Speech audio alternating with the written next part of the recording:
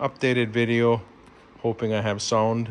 This is the 1966 F100 Ranger, Arizona since new. It's the original frame. The original muffler is original to the truck. It says 29 and 66 on it. Whole exhaust is original. Here we have the VIN number here with the stamping on the drive shaft. Transmission is the Borg-Warner factory overdrive. It's a 352. It was Arizona since new, but was ordered through a California dealer, so it still had the smog. I said a little bit more detail work. Here's the other VIN number.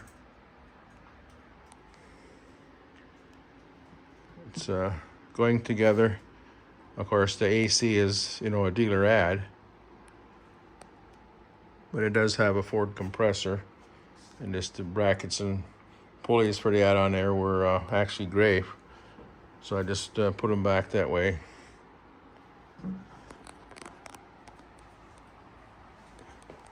Lock down. It's nice to see the frame, no pitting or anything in it. Here's the differential. It's a 325 gear with the overdrive and KYB shocks. It's all ready to go. Just waiting for me to find the time to paint the sheet metal.